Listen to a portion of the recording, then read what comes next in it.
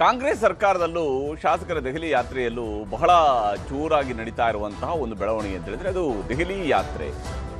ಅವಕಾಶ ಸಿಕ್ಕಾಗಲೆಲ್ಲ ಬದಲಾವಣೆ, ಅವಕಾಶ ಸಿಕ್ಕಾಗಲೆಲ್ಲ ಸಂಪುಟ ಪುನರ್ರಚನೆಯ ಬಗ್ಗೆ ಚರ್ಚೆ. ಇದು ಸದ್ಯ ಕಾಂಗ್ರೆಸ್ನವರು ಬಹಳ ಬಿಸಿಯಾಗಿರುವಂತಹ ರೀತಿ. ಯಾಕಂದ್ರೆ ಅತಿದೊಡ್ಡ ಬಹುಮತವನ್ನ ಸರ್ಕಾರ ರಚನೆ ಮಾಡೋದಕ್ಕೆ ಬೇಕಾದಂತ ಅತಿದೊಡ್ಡ ಬಹುಮತವನ್ನ ರಾಜ್ಯದ ಮತದಾರರು ಕೊಟ್ಟಿದ್ದಾರೆ. ಆ ರಾಜ್ಯದ ಮತದಾರರು ಕೊಟ್ಟಿರುವಂತಹ ಈ ಅತಿದೊಡ್ಡ ಬಹುಮತ ಇದೆಯಲ್ಲ, ಇದರಿಂದಾಗಿ ಆಕಾಂಕ್ಷಿಗಳ ಪಟ್ಟಿಯು ಕೂಡ ಅತಿ ದೊಡ್ಡದಾಗಿಯೇ ಇದೆ. ಮಂತ್ರಿಗಳಾಗುವ ಆಸೆ ಇರುವಂತಹವರ ಸಂಖ್ಯೆ 100ಕ್ಕೆ ಹೆಚ್ಚಿದೆ, 100ಕ್ಕೂ ಹೆಚ್ಚಿರುವಂಥದ್ದು. ಹೀಗಿರುವಾಗ ಅದರಲ್ಲಿ ಕನಿಷ್ಠ 2 ಡಜನ್ಗಿಂತ ಹೆಚ್ಚು ಜನ ನಾವು ಈ ಬಾರಿ ಆದ್ರೂ ಮಂತ್ರಿ ಆಗಲೇಬೇಕು ಅಂತೇಳಿ ಪಟ್ಟು ಹಿಡಿದು ಕುಳಿತಿರುವಂಥವ್ರು ಕೂಡ ಇದ್ದಾರೆ. ಈ ಕಾರಣಕ್ಕಾಗಿಯೇ ಮತ್ತೊಂದು ಸುತ್ತಿನ ದೆಹಲಿ ಯಾತ್ರೆ ನಡೀತಾ ಇದೆ. ದೆಹಲಿಗೆ ಹೋಗ್ತಾ ಇರುವಂಥವ್ರು, ಹೋಗಿರುವಂಥವ್ರು ಅರ್ಜಿ ಹಾಕಿ ಬರೋಣ, ಸಂಪುಟ ಪುನರ್ರಚನೆ ಆಗಬೇಕು, ಈ ರೀತಿಯಂಥ ಮಾತುಗಳನ್ನು ಹೇಳೋದಕ್ಕೆ ಶುರುವಾಗಿದೆ. 3 ವರ್ಷ ಆಗ್ತಾ ಬಂತು, ಕಳೆದ ಕನಿಷ್ಠ 2 ವರ್ಷಗಳ ಅವಕಾಶ ನಮಗೂ ಸಿಗಲಿ ಅಂತ ಹೇಳ್ತಾ ಇದ್ದಾರೆ. ಬೈ ಎಲೆಕ್ಷನ್ ಮುಗಿತಾ ಇದ್ದಂತೆ ಶಾಸಕರು ದೆಹಲಿ ಯಾತ್ರೆಗೆ ಹೊರಟಿದ್ದಾರೆ. ಕಾಂಗ್ರೆಸ್ನ ಶಾಸಕರು ದೆಹಲಿ ಯಾತ್ರೆಗೆ ಹೊರಟಿರುವಂಥದ್ದು ಬೈ ಎಲೆಕ್ಷನ್ ಮುಗಿತಾ ಇದ್ದಂತೆ. ಪುನರ್ರಚನೆ ಮಾಡುವಂಥದ್ದು ಒಂದೇ ಈಗ ಇವರಿಗಿರುವಂತಹ ಅಜೆಂಡಾ. ದೆಹಲಿಯಲ್ಲಿ ಎಲ್ಲರೂ ಕೂಡ ಒಗ್ಗಟ್ಟಾಗಿದ್ದಾರೆ. ನಮ್ಮಲ್ಲಿ ಯಾರನ್ನ ಬೇಕಾದ್ರೆ ನೀವು ಮಂತ್ರಿ ಮಾಡಿ ಅಂತ ಹೇಳ್ತಾ ಇದ್ದಾರೆ. ಹೈಕಮಾಂಡ್ ಮೇಲೆ ಒತ್ತಡ ಹೇರುವಂತಹ ಕೆಲಸವನ್ನ ಈಗ ಕಾಂಗ್ರೆಸ್ ಶಾಸಕರು ಮಾಡ್ತಾ ಇದ್ದಾರೆ. ತಮಗೂ ಅವಕಾಶ ಕೊಡಿ ಅಂತ ಕೇಳುವ ಪ್ರಯತ್ನವನ್ನು ಮಾಡ್ತಾ ಇದ್ದಾರೆ.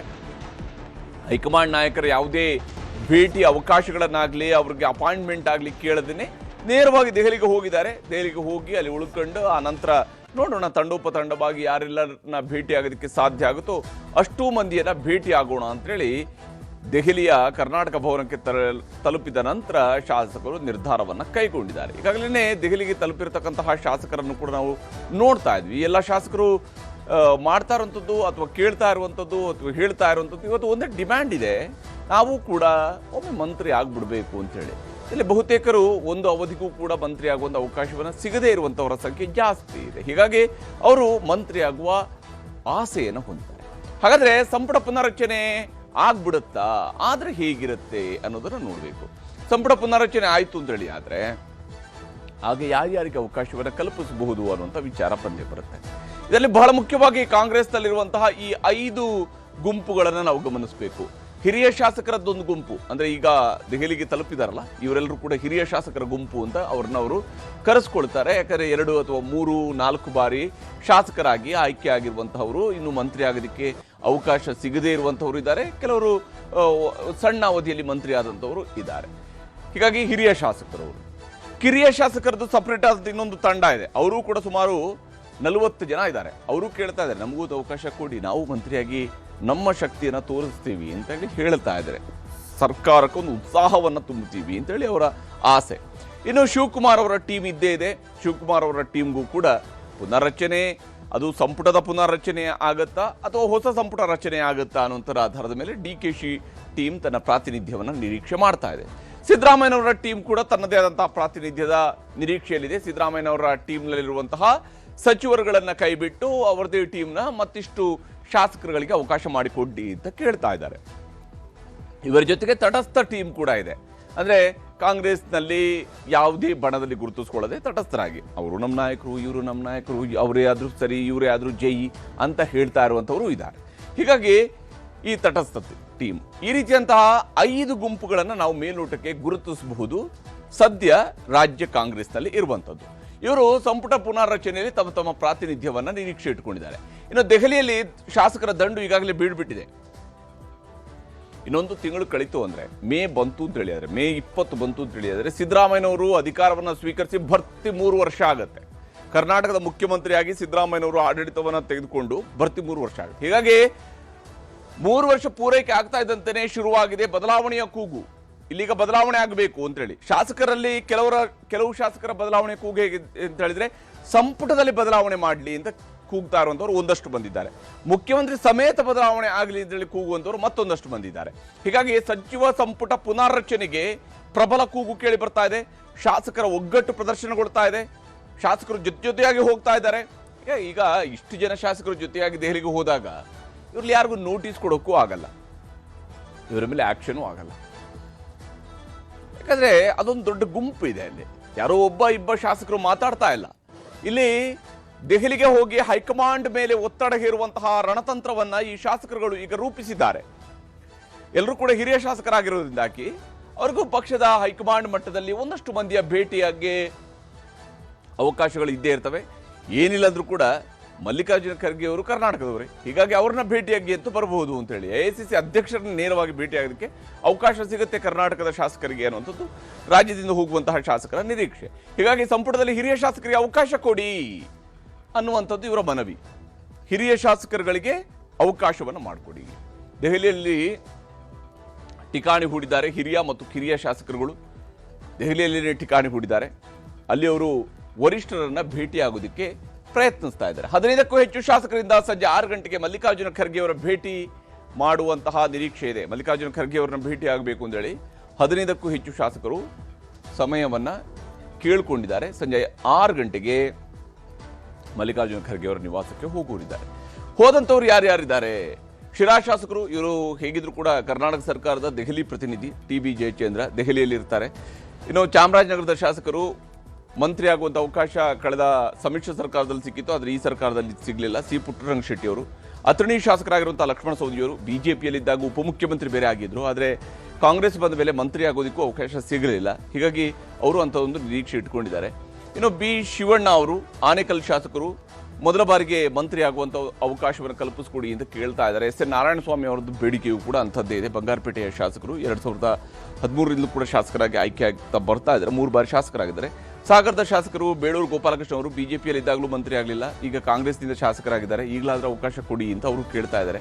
ಅಶೋಕ್ ಪಟ್ಟಣ್ ಅವರು ರಾಮದುರ್ಗ ಶಾಸಕರು 2008ರಿಂದ ಶಾಸನ ಸಭೆಯಲ್ಲಿ ಇರುವಂಥವರು, ಒಮ್ಮೆ ಸೋಲು ಬಿಟ್ಟರೆ 3 ಬಾರಿ ಶಾಸಕರಾಗಿದ್ದಾರೆ. DG ಶಾಂತನಗೌಡರು ಹೊನ್ನಾಳಿ ಶಾಸಕರು ಹಿರಿಯ ನಾಯಕ. ಇನ್ನು K ಷಡಕ್ಷರಿ ಅವರು ತಿಪ್ಟೂರು ಶಾಸಕರು ಹಿರಿಯ ನಾಯಕರು. ಹಾಗೆ BK ಸಂಗಮೇಶ್ವರ್ ಅವರು ಭದ್ರಾವತಿ ಶಾಸಕರು. ನೋಡಿ, ಭದ್ರಾವತಿಗೆ ಮಂತ್ರಿಗಿರಿಯ ಭಾಗ್ಯನೇ ಸಿಕ್ಕಿಲ್ಲ, ಹೀಗಾಗಿ ನನಗೆ ಈ ಬಾರಿ ಆದರೂ ಮಂತ್ರಿಗಿರಿ ಕೊಡಿ ಅಂತೇಳಿ ಸಂಗಮೇಶ್ವರ್ ಅವರು ಕೇಳೋದ್ರಲ್ಲಿ ಹಕ್ಕಿದೆ. ಯಾಕೆಂದರೆ ಅವ್ರಿಗೆ ಒಬ್ಬ ಹಿರಿಯ ಶಾಸಕನಾಗಿ ಮಂತ್ರಿ ಆಗುವಂಥ ಅವಕಾಶವನ್ನು ಮಾಡಿಕೊಡಿ ಅಂತ ಕೇಳ್ತಾ ಇದ್ದಾರೆ. GS ಪಾಟೀಲ್ರು ರೋಣ ಶಾಸಕರು, ಇವರು ಅಷ್ಟೇ, ಇವ್ರಿಗೆ ಶಾಸಕರಾಗಿ ಆಯ್ಕೆ ಆಗ್ತಾರೆ, ಆದರೆ ಮಂತ್ರಿ ಆಗುವಂಥ ಅವಕಾಶ ಫ್ಯಾಮಿಲಿ ಕಾರಣಗಳನ್ನ ಮುಂದಿಟ್ಟುಕೊಂಡು ಅವ್ರಿಗೆ ಅವಕಾಶ ಸಿಗೋದಿಲ್ಲ. SN ಸುಬ್ಬಾರೆಡ್ಡಿ ಅವರು ಬಾಗೇಪಲ್ಲಿ ಶಾಸಕರು, ಅವರು ಕೂಡ ಮಂತ್ರಿ ಆಗೋಣ ಒಂದು ಬಾರಿ ಆದರೂ ಅನ್ನುವಂಥ ನಿರೀಕ್ಷೆಯನ್ನು ಇಟ್ಕೊಂಡಿದ್ದಾರೆ. ಇನ್ನು MY ಪಾಟೀಲ್ರು ಅಫ್ಜಲ್ಪುರ ಶಾಸಕರು, ಬ್ಯಾಡಗಿ ಶಾಸಕರಾಗಿರುವಂತಹ ಬಸವರಾಜ್ ಶಿವಣ್ಣವರ್, ಇನ್ನು ಸಿಂಧನೂರು ಶಾಸಕರಾಗಿರುವಂತಹ ಹಂಪನಗೌಡ ಬಾದರ್ಲಿ, ಎಲ್ಲರೂ ಕೂಡ ಹಿರಿಯ ಶಾಸಕರುಗಳೇ ಕಾಂಗ್ರೆಸ್ನಲ್ಲಿ. ಇನ್ನು JT ಪಾಟೀಲ್ರು ಬೀಳಗಿ ಶಾಸಕರು, ಇವರು ಕೂಡ ಮಂತ್ರಿ ಆಗುವಂತಹ ಒಂದು ಆಸೆಯನ್ನು ಇಟ್ಕೊಂಡಿದ್ದಾರೆ. KN ಶಿವಲಿಂಗೇಗೌಡರು ಅರಸೀಕೆರೆ ಶಾಸಕರು, JDSನಲ್ಲಿ ಮಂತ್ರಿ ಆಗುವ ಅವಕಾಶ ಇರಲಿಲ್ಲ, ಕಾಂಗ್ರೆಸ್ಗೆ ಬಂದ ಮೇಲೆ ಆದರೂ ಸಿಗುತ್ತಾ ಅಂತ ನೋಡ್ತಿದ್ದಾರೆ. ಕೊಳ್ಳೇಗಾಲ ಶಾಸಕರಾಗಿರುವಂಥ AR ಕೃಷ್ಣಮೂರ್ತಿ ಅವರು, ಇವರು ಕೂಡ ಅಷ್ಟೇ ಮಂತ್ರಿ ಆಗುವಂತಹ ಒಂದು ನಿರೀಕ್ಷೆಯನ್ನು ಇಟ್ಕೊಂಡಿದ್ದಾರೆ. ಯಶವಂತರಾಯಗೌಡ ಪಾಟೀಲ್ರು ಇಂಡಿ ಶಾಸಕರು, ಅವ್ರಿಗೂ ಕೂಡ ಮಂತ್ರಿ ಆಗುವಂಥ ಅವಕಾಶ ಇದುವರೆಗೆ ಸಿಕ್ಕಿಲ್ಲ. ಇನ್ನು ಕೊಪ್ಪಳ ಶಾಸಕರಾಗಿರುವಂತಹ ರಾಘವೇಂದ್ರ ಹಿಟ್ನಾಳ್, ಇವರೆಲ್ಲರೂ ಕೂಡ ಮಂತ್ರಿಗಿರಿಯ ನಿರೀಕ್ಷೆಯನ್ನು ಇಟ್ಕೊಂಡಿದ್ದಾರೆ. ಹಾಗೆಯೇ ಧಾರವಾಡ ಶಾಸಕರಾಗಿರುವಂತಹ ವಿನಯ್ ಕುಲಕರ್ಣಿ ಅವರು, ಇನ್ನು ವಿಧಾನ ಪರಿಷತ್ ಸದಸ್ಯರಾಗಿರುವಂತಹ BK ಹರಿಪ್ರಸಾದ್ ಅವರು ಕೂಡ ಮಂತ್ರಿ ಆಗುವಂತಹ ದಂಡಿನಲ್ಲಿ ಮುಂಚೂಣಿಯಲ್ಲಿರುವಂತಹ ನಾಯಕ. ಇವರೆಲ್ಲರೂ ಕೂಡ ಮಂತ್ರಿ ಆಗಬಹುದಾ ನಾವು ಅನ್ನುವಂಥ ನಿರೀಕ್ಷೆಯನ್ನು ಇಟ್ಕೊಂಡಿದ್ದಾರೆ. ಇನ್ನು ಸರ್ಕಾರಕ್ಕೆ 3 ವರ್ಷ ಆಗಿದೆ, ಸಂಪುಟ ಪುನರ್ರಚನೆಯನ್ನು ಮಾಡಿ ಅನ್ನುವಂಥದ್ದು ಇಲ್ಲಿ ಶಾಸಕರ ಬಹಳ ಮುಖ್ಯವಾಗಿರುವಂತಹ ಡಿಮ್ಯಾಂಡ್. ನೀವು ಮುಖ್ಯಮಂತ್ರಿಯನ್ನು ಬದಲಾವಣೆ ಮಾಡ್ತಿರೋ ಬಿಡ್ತಿರೋ ಆಮೇಲೆ, ಬಟ್ ನಮಗೆ ಒಂದು ಮಂತ್ರಿ ಆಗೋದಕ್ಕಾದ್ರೆ ಅವಕಾಶ ಕೊಡಿ. ಪಕ್ಷವನ್ನು ಅಧಿಕಾರಕ್ಕೆ ತರೋದಕ್ಕೆ ಶ್ರಮಿಸಿದ್ದೇವೆ, ಕೂಲಿ ಕೊಡಿ. ಇದು ಶಾಸಕರು ಕೇಳ್ತಾ ಇರೋಂಥದ್ದು. ಮುಖ್ಯಮಂತ್ರಿಗಳು ಕೂಲಿ ಕೇಳ್ತಾರೆ, ಉಪಮುಖ್ಯಮಂತ್ರಿಯವರು ಕೂಲಿ ಕೇಳ್ತಾರೆ, ಶಾಸಕರು ಕೂಡ ಕೂಲಿ ಕೇಳ್ತಾರೆ. ಅವಕಾಶ ಕೊಡ್ತೀವಿ ಅಂತ ಹೇಳಿದ್ರಿ, ಈಗ ಸಮಯ ಬಂದಿದೆ, ಹೀಗಾಗಿ ನಮಗೊಂದು ಅವಕಾಶವನ್ನು ಮಾಡಿಕೊಡಿ ಅಂತ ಶಾಸಕರುಗಳು ಕೇಳ್ತಾ ಇದ್ದಾರೆ. ಹಿರಿಯರ ಪೈಕಿ 20 ಮಂದಿಗೆ ಅವಕಾಶ ಕೊಡಬೇಕು, ನಾವೆಲ್ಲರೂ ಕೂಡ ಕೆಲಸ ಮಾಡ್ತೀವಿ ಅಂತ. ಅಂದರೆ ನಮ್ಮಲ್ಲಿ ಪರ್ಟಿಕ್ಯುಲರ್ ಆಗಿ ಇಂಥವ್ರಿಗೆ ಕೊಡಬೇಕು ಅಂತ ಕೇಳ್ತಿಲ್ಲ, ನಮ್ಮಲ್ಲಿ ಒಂದು 20 ಮಂದಿಗಾದ್ರೆ ಅವಕಾಶ ಕೊಡಿ. ನಿಷ್ಕ್ರಿಯ ಸಚಿವರನ್ನ ಮನೆಗೆ ಕಳಿಸಿ ಹೊಸಬರಿಗೆ ಅವಕಾಶವನ್ನ ಕೊಡಿ ಅಂತ ಕೇಳ್ತಾ ಇದ್ದಾರೆ. ಅಫ್ಕೋರ್ಸ್ ಈ ಸರ್ಕಾರದಲ್ಲಿ ಕೆಲವು ಸಚಿವರುಗಳು ನಿಷ್ಕ್ರಿಯಗೊಂಡಿದ್ದಾರೆ, ಅದು ಯಾವುದೇ ಅನುಮಾನಗಳಿಲ್ಲ. ಹೀಗಾಗಿ ಸರ್ಕಾರಕ್ಕೆ ಒಂದು ಹೊಸ ಚೈತನ್ಯ ಬೇಕು ಅಂತ ಹೇಳಿ ಆದರೆ ನಮ್ಗೆ ಅವಕಾಶ ಕೊಡಿ ಅಂತ ಕೇಳ್ತಾ ಇದ್ದಾರೆ. ಹೊಸಬರಿಗೆ ಅವಕಾಶವನ್ನ ಕೊಡಿ ಅಂತ ಕೇಳ್ತಿದ್ದಾರೆ. ನಿಷ್ಕ್ರಿಯ ಸಚಿವರುಗಳನ್ನ ಮನೆಗೆ ಕಳಿಸಿ ಅನ್ನುವಂಥದ್ದು ಅವರ ಡಿಮ್ಯಾಂಡ್. ಹಾಗೆಯೇ ಈ ವಿಚಾರಕ್ಕೆ ಅಧ್ಯಕ್ಷರು ಸ್ವಲ್ಪ ಗರಂ ಆಗಿದ್ದಾರೆ. ಈ ಕಾಲದಲ್ಲಿ, ಅದು ಈ ಟೈಮಲ್ಲಿ ಎಲ್ಲಿಗೆ ಹೋಗಿದ್ದಾರೆ ಅಂತ ಹೇಳಿದ್ರೆ ಯಾವ ಕಾರಣಕ್ಕಾಗಿ? ದೆಹಲಿಗೆ ಶಾಸಕರು ಹೋಗ್ತಾ ಇದ್ದಂದ್ರೆ ಶಿವಕುಮಾರ್ ಅವರು ಕೂಡ ಆಕ್ಟಿವ್ ಆಗಿದ್ದಾರೆ. ಅವರು ಕೂಡ ಇವೆಲ್ಲ ಬೆಳವಣಿಗೆಗಳನ್ನು ಬಹಳ ಸೂಕ್ಷ್ಮವಾಗಿ ಗಮನಿಸ್ತಾ ಇದ್ದಾರೆ. ಎಐಸಿಸಿ ಅಧ್ಯಕ್ಷ ಮಲ್ಲಿಕಾರ್ಜುನ ಖರ್ಗೆ ಅವರನ್ನ ಶಿವಕುಮಾರ್ ಅವರು ಕೂಡ ಭೇಟಿ ಮಾಡಿದ್ದಾರೆ, ಅವ್ರ ಜೊತೆಗೆ ಚರ್ಚಿಸಿದ್ದಾರೆ. ದೆಹಲಿಗೆ ಹೋದ ಶಾಸಕರ ವಿರುದ್ಧ ಶಿವಕುಮಾರ್ ಅವರು ಗರಂ ಆಗಿದ್ದಾರೆ. ಯಾವ ಕಾರಣಕ್ಕಾಗಿ ಈಗ ಹೋಗಬೇಕಿತ್ತು ಅಂತ ಹೇಳುವಂಥದ್ದು ಅವರ ಪ್ರಶ್ನೆ. ಪಕ್ಷವೇ ಎಲ್ಲರೂ, ಪಕ್ಷದಿಂದಲೇ ಎಲ್ಲವೂ ಅನ್ನುವಂಥದ್ದನ್ನು ಮರಿಬೇಡಿ. ಪಕ್ಷವೇ ಎಲ್ಲವೂ ಕೂಡ, ಹಾಗೆಯೇ ಪಕ್ಷದಿಂದಲೇ ಎಲ್ಲರೂ ಇರುವಂಥದ್ದು, ಇದನ್ನು ಯಾರು ಕೂಡ ಮರಿಬೇಡಿ. ಪಕ್ಷದ ಚೌಕಟ್ಟಿನೊಳಗಡೆ ಎಲ್ಲರೂ ಕೂಡ ಮಾತಾಡಬೇಕು. ಅದು ಬಿಟ್ಟು ನಾವು ದೆಹಲಿಗೆ ಹೋಗ್ತಾ ಇದ್ವಿ, ನಮಗೆ ಮಂತ್ರಿಗಿರಿ ಬೇಕು, ಈ ರೀತಿ ಅಂತ ಅನಗತ್ಯ ಹೇಳಿಕೆ ಕೊಟ್ಟರೆ ಕ್ರಮ ಕೈಗೊಳ್ಳಬೇಕಾಗತ್ತೆ ಅನ್ನುವಂಥ ಎಚ್ಚರಿಕೆಯ ಮಾತುಗಳನ್ನು ಶಾಸಕರುಗಳಿಗೆ ಶಿವಕುಮಾರ್ ಅವರು ಹೇಳಿದ್ದಾರೆ. ಪಕ್ಷದ ವರಿಷ್ಠರನ್ನ ಭೇಟಿ ಮಾಡಲಿ, ಬೇಡ ಅಂತ ನಾವು ಕೇಳೋದಿಲ್ಲ. ನೀವು ದೆಹಲಿಗೆ ಹೋಗಿ ಪಕ್ಷದ ವರಿಷ್ಠರನ್ನು ಭೇಟಿ ಮಾಡಿ, ಬೇಡ ಅಂತ ಹೇಳಲ್ಲ. ಆದರೆ ಶಾಸಕರು ಸಚಿವ ಸ್ಥಾನ ಕೇಳುವಂಥದ್ದು ತಪ್ಪೇನಲ್ಲ, ಆದರೆ ಕೇಳಬೇಕಾದ ಸಮಯ ಇದಲ್ಲ. ಅವರು ಟೈಮಿಂಗ್ನ ಪ್ರಶ್ನೆಯನ್ನು ಎತ್ತಿದ್ದಾರೆ. ಶಿಸ್ತು ಮೀರಿದರೆ ಕ್ರಮ ಕೈಗೊಳ್ಳಬೇಕಾಗತ್ತೆ ಅನ್ನುವಂತಹ ಎಚ್ಚರಿಕೆಯನ್ನು ಕೂಡ ಇದೇ ಸಂದರ್ಭದಲ್ಲಿ ಶಾಸಕರಿಗೆ ನೀಡಿದ್ದಾರೆ. ಯಾರೋ ಪಕ್ಷದ ಶಿಸ್ತನ್ನು ಮೀರಿ ನಡಿಬಾರದು ಅನ್ನುವಂತಹ ಸೂಚನೆಯನ್ನು ಕೂಡ ಶಾಸಕರುಗಳಿಗೆ ಡಿಸಿಎಂ ಡಿಕೆ ಶಿವಕುಮಾರ್ ಅವರು ನೀಡಿದ್ದಾರೆ. ಶಿವಕುಮಾರ್ ಅವರ ಮಾತನ್ನು ತೋರಿಸ್ತೀನಿ. ಎಲ್ಲ ಹೋಗಿದ್ದಾರೆ, ಸಿಎಂ ಏನೋ ಹೇಳಿದ್ದಾರೆ, but all of them should maintain discipline. Party ಶಿಸ್ತನ್ನ ಎಲ್ಲರೂ ಕೂಡ ಮೇಂಟೈನ್ ಮಾಡಬೇಕು, ಪಾರ್ಟಿಗೆ ಗೌರವ ಕೊಡಬೇಕು. ಹೋಗಿ ಕೇಳೋದ್ರಲ್ಲಿ ನೀವೆಲ್ಲ ಮಂತ್ರಿಗಳಾಗಬಾರ್ದು ಅನ್ನೋದೇನಿಲ್ಲ. ಫಸ್ಟ್ ಟೈಮ್ ಅವರು ಆಗಬಾರ್ದು ಅಂತೇನಿಲ್ಲ, ಫಸ್ಟ್ ಟೈಮ್ ಅವರು ಆಗ್ಬೇಕು, ಸೆಕೆಂಡ್ ಟೈಮ್ ಅವರು ಆಗ್ಬೇಕು. ಹಿಂದೆ ಎಲ್ಲ ನಡೆದಿದೆ, ಸೊ ಏನಿಲ್ಲ ಅಂತ ಹೇಳಿದ್ವಿ. ಬಟ್ ಈಗ ಟೈಮ್ ಅಲ್ಲ, ಈಗ ಟೈಮ್ ಅಲ್ಲ. ಸೊ ನಾನು ಎಲ್ಲರಿಗೂ ಅಪೀಲ್ ಮಾಡ್ತೀನಿ, ಆಲ್ ಮೈ MLAs, ಆಯ್ತು ಪಕ್ಷದ ವರಿಷ್ಠರು ಭೇಟಿ ಮಾಡೋದು ತಪ್ಪೇನಿಲ್ಲ, ಬಟ್ ಅನ್ನೆಸೆಸರಿ ಏನೇನೋ ಸ್ಟೇಟ್ಮೆಂಟ್ ಮಾಡೋದಾದ್ರೆ ವಿಲ್ ಹ್ಯಾವ್ ಟು ಆಕ್ಟ್. ಹೀಗೆ ನೀವು ಏನೇನೋ ಸ್ಟೇಟ್ಮೆಂಟ್ ಅನ್ನು ಮಾಡಿದರೆ ನಾವು ನಿಮ್ಮ ಮೇಲೆ ಕ್ರಮ ಕೈಗೊಳ್ಳಬೇಕಾಗತ್ತೆ ಅನ್ನುವಂಥ ಎಚ್ಚರಿಕೆಯನ್ನು ಕೊಟ್ಟಿದ್ದಾರೆ. ಇಲ್ಲಿ ಡಿಕೆ ಟೀಮ್ ಕೂಡ ಸೈಲೆಂಟ್ ಗೇಮ್ ಅನ್ನು ಆಡ್ತಾ ಇದೆ. ಶಿವಕುಮಾರ್ ಬಣದ ಶಾಸಕರು ಕೂಡ ಕಾದು ನೋಡುವ ರಣತಂತ್ರವನ್ನು ರೂಪಿಸ್ತಾ ಇದ್ದಾರೆ. ಯಾಕಂದ್ರೆ ಇವರು, ಈ ಟೀಮು, ಇಲ್ಲಿರುವಂತಹ ಟೀಮ್ ಮೆಂಬರ್ಸು ಈಗಾಗಲೇ ದೆಹಲಿಗೆ ಒಂದು ರೌಂಡ್ ಹೋಗಿ ಬಂದಂಥವ್ರು ಕೂಡ ಇದ್ದಾರೆ. ಮತ್ತು ಈ ಹಿಂದೆ ಅವರು ಹೋದಾಗಲೂ ಕೂಡ ಏನೇನು ಡೆವಲಪ್ಮೆಂಟ್ ಆಗಿದೆ ಅನ್ನೋಂಥದ್ದು ಕರ್ನಾಟಕದ ಜನ ಗಮನಿಸಿದ್ದಾರೆ. ಹೀಗಾಗಿ ಈಗ ಅವರು ಹಿರಿಯ ಶಾಸಕರ ನಡೆಯ ಮೇಲೆ ಅವರು ಕೂಡ ತಮ್ಮ ಗೇಮ್ ಪ್ಲಾನ್ ಅನ್ನು ಮಾಡೋರಿದ್ದಾರೆ. ಹಿರಿಯ ಶಾಸಕರು ದೆಹಲಿಗೆ ಹೋದಾಗ ಏನಾಗುತ್ತೆ ಅನ್ನೋದನ್ನು ಅವರು ಕೂಡ ಗಮನಿಸ್ತಾ ಇದ್ದಾರೆ. ನಾಯಕತ್ವ ತೀರ್ಮಾನ ಆಗದೆ ಪುನರ್ರಚನೆ ಸಾಧ್ಯ ಇಲ್ಲ ಅನ್ನುವಂಥದ್ದು ಶಿವಕುಮಾರ್ ಅವರ ಬಣದ ಬಲವಾದ ನಂಬಿಕೆ. ಏನೇ ಪುನರ್ರಚನೆ ಆದರೂ ಕೂಡ ನಾಯಕತ್ವ ಬದಲಾವಣೆಯೊಂದಿಗೆ ಪುನರ್ರಚನೆ ಆಗಬೇಕು, ಸಂಪುಟ ಹೊಸದಾಗಿ ರಚನೆ ಆಗಲಿ ಅನ್ನುವಂತಹ ನಿರೀಕ್ಷೆಯನ್ನು ಇಟ್ಕೊಂಡಿದ್ದಾರೆ. ಪಂಚರಾಜ್ಯ ಚುನಾವಣೆ ಹಿನ್ನೆಲೆಯಲ್ಲಿ ವರಿಷ್ಠರ ಭೇಟಿ ಅನುಮಾನ. ಅಂದರೆ ಈಗ ಹೋದಂಥವ್ರಿಗೂ ಕೂಡ ದೆಹಲಿಯಲ್ಲಿ ನಾಯಕರುಗಳು ಸಿಗೋದು ಕಷ್ಟ ಇದೆ. ಹೀಗಾಗಿ ಅನುಮತಿ ಪಡೆದು ದೆಹಲಿಗೆ ಹೋಗೋಣ ಅನ್ನುವಂತಹ ಪ್ಲಾನ್ ಅನ್ನು ಶಿವಕುಮಾರ್ ಬಣದ ಶಾಸಕರು ಹೊಂದಿದ್ದಾರೆ. ಈ ವಿಚಾರಕ್ಕೆ ಸಂಬಂಧಪಟ್ಟಂತೆ ಮುಖ್ಯಮಂತ್ರಿ ಸಿದ್ದರಾಮಯ್ಯನವರು ಸೇರಿದಂತೆ ಸಚಿವರುಗಳು ಏನು ಹೇಳ್ತಿದ್ದಾರೆ ಅನ್ನೋದನ್ನು ತೋರಿಸ್ತೀನಿ.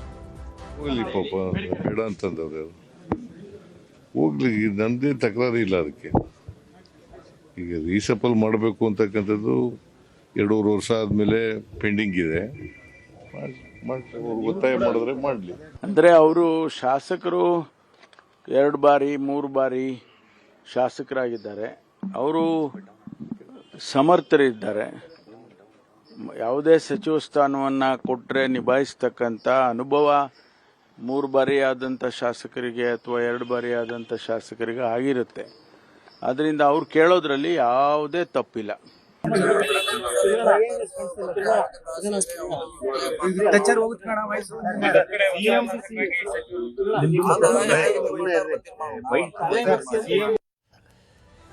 ಇಲ್ಲಿ ನಾಯಕರುಗಳ ಮಾತುಗಳನ್ನು ನಾವು ಗಮನಿಸಿದ್ವಿ. ಇದರ ನಡುವೆನೇ ದಾವಣಗೆರೆ ವಿಚಾರಕ್ಕೆ ಸಂಬಂಧಪಟ್ಟಂತೆಯೂ ಕೂಡ ಈಗಾಗಲೇ ದಂಗಲ್ ನಡೆದಿದೆ. ದಾವಣಗೆರೆ ದಕ್ಷಿಣದಲ್ಲಿ ಪಕ್ಷ ವಿರೋಧಿ ಚಟುವಟಿಕೆಯ ಆರೋಪ ಪಕ್ಷದ ಹಿರಿಯ ನಾಯಕರುಗಳ ಮೇಲೆ ಬಂದಿದೆ. ನೋಡಿ, ಮುಖ್ಯಮಂತ್ರಿಯವರ ರಾಜಕೀಯ ಕಾರ್ಯದರ್ಶಿ ಅವರ ಮೇಲೂ ಕೂಡ ಆರೋಪ ಇದೆ. ಸಿಎಂ ರಾಜಕೀಯ ಕಾರ್ಯದರ್ಶಿ ಹುದ್ದೆಗೆ ಕೂಡಲೇ ರಾಜೀನಾಮೆ ಕೊಡಬೇಕು ಅಂತ ಹೇಳಿ ನಜೀರ್ ಅಹಮದ್ ಅವರಿಗೆ ಸೂಚನೆಯನ್ನು ಬೇರೆ ಕೊಡಲಾಗಿದೆ. ರಾಜೀನಾಮೆನ ಕೊಡಿ ಅಂತ. ಸಾದಿಕ್ ಪೈಲ್ವಾನ್ ಅವರಿಗೆ ನಾಮಪತ್ರ ಸಲ್ಲಿಸೋದಕ್ಕೆ ಸೂಚನೆ ಕೊಟ್ಟು ಅವರು ವಾಪಸ್ ತೆಗೆದುಕೊಳ್ಳದಂತೆ ನೋಡಿಕೊಂಡಿರುವಂತಹ ಆರೋಪ ನಜೀರ್ ಅವರ ವಿರುದ್ಧ ಇದೆ. ಸ್ವತಃ ಸಾದಿಕ್ ಪೈಲ್ವಾನ್ ಅವರಿಂದಲೇ ಸಿಎಂ ಡಿಸಿಎಂ ಸುರ್ಜೇವಾಲಾ ಅವರು ಇದರ ಬಗ್ಗೆ ಮಾಹಿತಿಯನ್ನು ಪಡ್ಕೊಂಡಿದ್ದಾರೆ. ಅವತ್ತೇನೋ ಕಬಾಬ್ ತಿಂದ್ಕೊಂಡು ನಾವು ಜೊತೆಗಿದ್ದೀವಿ ಅಂತ ಹೇಳಿದ್ರಲ್ಲ, ಆ ಕಬಾಬ್ ತಿನ್ನೋದಕ್ಕಿಂತ ಮುಂಚಿತವಾಗಿ ಇವೆಲ್ಲವೂ ನಡೆದಿದೆ ಅಂತ ಹೇಳಿ. ನಾನು ಯಾಕೆ ರಾಜೀನಾಮೆ ಕೊಡಲಿ ಅಂತೇಳಿ ಈಗ ಉಲ್ಟಾ ಹೊಡೆದಿದ್ದಾರೆ ನಜೀರ್ ಅಹಮದ್ ಅವರು. ನಾನು ಯಾಕೆ ರಾಜೀನಾಮೆ ಕೊಡಲಿ, ನಾನು ಪಕ್ಷದ ಶಿಸ್ತಿನ ಸಿಪಾಯಿ. ರಾಜೀನಾಮೆ ಪಡೆಯುವಂತೆ ಸಿಎಂಗೆ ರಣದೀಪ್ ಸಿಂಗ್ ಸುರ್ಜೇವಾಲಾ ಅವರು ತಿಳಿಸಿದ್ದಾರೆ, ಅವ್ರ ರಾಜೀನಾಮೆಯನ್ನು ಪಡ್ಕೊಳ್ಳಿ ಅಂತ ಹೇಳಿ. ಅವರು ರಾಜಕೀಯ ಕಾರ್ಯದರ್ಶಿಗಳು, ಹಾಗಾಗಿ ಅವರ ರಾಜೀನಾಮೆಯನ್ನು ಪಡೆಯಿರಿ ಅಂತ ಹೇಳಿದ್ದಾರೆ. ಈ ರೀತಿಯಾಗಿ ಸದ್ಯಕ್ಕೆ ಕಾಂಗ್ರೆಸ್ನ ಒಳಗಡೆ ಪಟ್ಟಕ್ಕಾಗಿ ಫೈಟ್ ನಡೀತಾ ಇದೆ. ದಾವಣಗೆರೆಯ ವಿಚಾರ ಸಹಜವಾಗಿಯೇ ಕಾಂಗ್ರೆಸ್ನ ಒಳಗಡೆ ಬಹಳಷ್ಟು ತಿಕ್ಕಾಟವನ್ನು ಮಾಡ್ತಾ ಇದೆ. ಇದು ಯಾವ ಸ್ವರೂಪದಲ್ಲಿ ಸ್ಫೋಟಗೊಳ್ಳುತ್ತೆ, ಹೇಗೆ ಹೊರಗಡೆ ಬರುತ್ತೆ ಅಂತ ನೋಡಬೇಕು. ಇದರ ನಡುವೆ ಪಟ್ಟಕ್ಕಾಗಿ ನಡೆದಿರುವಂತಹ ದಂಡಯಾತ್ರೆಯಲ್ಲಿ ನಿಜಕ್ಕೂ ಇದು ದಂಡಯಾತ್ರೆ ಆಗುತ್ತಾ ಅಥವಾ ದಿಗ್ವಿಜಯದ ಯಾತ್ರೆ ಆಗುತ್ತಾ ಅನ್ನೋಂಥನ್ನ ನೋಡಬೇಕಾಗುತ್ತೆ.